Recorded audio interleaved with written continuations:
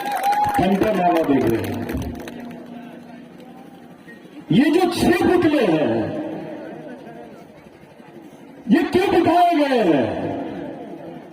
इनका आपसे क्या रिश्ता है? इस आदिवासी समाज से इनका क्या रिश्ता है, इसके बारे में जानना जरूरी है। पहली बात तो यह है कि पूरे मध्य प्रदेश में यह पहला मौका है जब 6 गाथाएं बिठाई गई है, हमारे 6 शहीदों की गाथाएं बिठाई गई है। इस पर पहले नंबर पर शंकर शाह रघुनाथ शाह, जिन्होंने ब्राह्मणों को कानून मानने से इनकार कर दिया था। पहले ऐसा था कि राजा आदिवासी और कानून ब्राह्मणों का मनुवादी। रघुनाथ शाह शंकर शाह ने बोला कि राज हमारा है तो विचार भी हमारा होना चाहिए, कानून भी हमारा होना चाहिए। इसका रास्ता यह निकाला गया कि यहां के ब्राह्मणवादियों ने अंग्रेजों के साथ मिलकर शंकर शाह रघुनाथ शाह के हुकूमत को खत्म करने का षड्यंत्र रचा और उनको फांसी की सजा दी गई। लेकिन साथियों, फांसी में नहीं, उनको फांसी की सजा दी गई, लेकिन फांसी से नहीं लटकाया गया ताकि यहां का आदिवासी डर जाए। यहां की आदिवासी जनता में एक डर निर्माण करने के लिए इन्होंने इनको तोप से उड़ाया है। इस देश आदिवासियों की फांसी की सजा होती है और तोप से उड़ाया जाता है।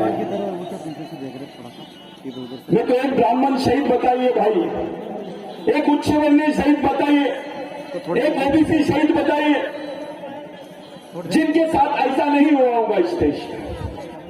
लेकिन आदिवासियों के साथ में जो हुआ है उससे हमको सबक लेने की जरूरत है। हमको सजा फांसी की होती है और ये लोग तोप से उड़ाते हैं। आपने फांसी की सजा दी और तोप से उड़ा दिए, उनके छिकले छिकले हो गए थे। या पेशवाइयों का रास्ता, राजाओं का रास्ता, हुकूमत थी यहां पर।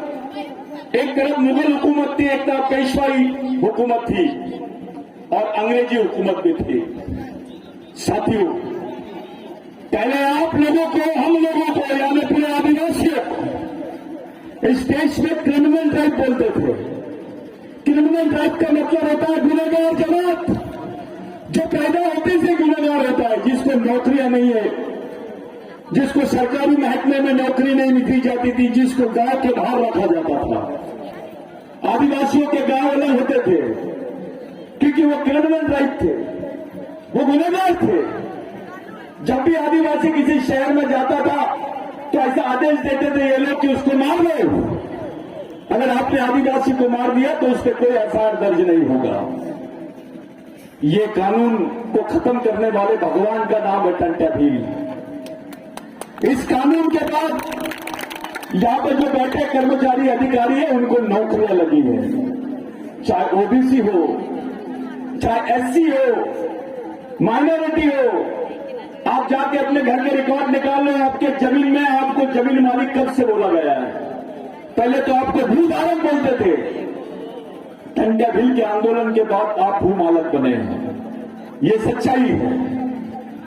टंट्या भील मध्य प्रदेश में वो नाम है जिस नाम की वजह से मध्य प्रदेश की जमीन बची है, मध्य प्रदेश बचा है।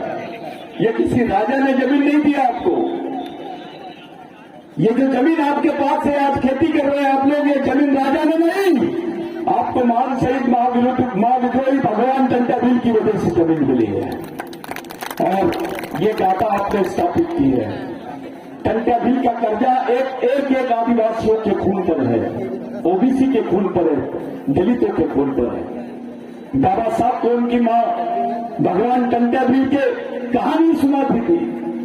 स्वयं डॉक्टर बाबा साहब अम्बेडकर बचपन में टंट्या भील बनते थे। टंट्या भील का सबसे ईमानदार सैनिक का नाम है रेंगा कोरकू। रेंगा कोरकू, इनको 18 भाषाएं आती थी, अंग्रेजी भी बोलते थे रेंगा कोरकू, लेकिन पढ़े लिखे नहीं थे। इसी रेंगा कोरकू ने भगवान टंट्या भील के पास गया और बोला, भगवान यहां तो आदिवासियों को नौकरियां मिल ही नहीं सकती, ये तो क्रिमिनल टाइप बोलते हैं, आदिवासियों को गुनहगार जमात बोलते हैं। तो भगवान टंटाभील ने फरमान निकाला एक दिन बाद कि अगर ब्रिटिश सरकार टंटाभील को पकड़ना चाहती है तो आदिवासियों को पुलिस में भर्ती कर दे।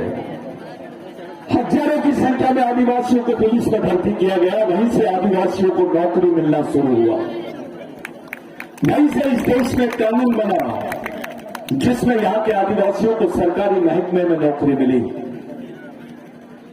रेंगा कोरकू, टंटाभील, जितने लोग हैं जिन्होंने ये टंटाभील का इतिहास पढ़ा है, मैं आपको बोलना चाहता हूं, या जितने शहीद हुए सबकी मजारें हैं, सबकी कब्र है, लेकिन आपसे किसी ने पूछा रेंगा कोरकू की कब्र कहां है, टंटाभील की कब्र कहां है, आप बता नहीं पाओगे क्योंकि इन लोगों ने इनको गायब किया है।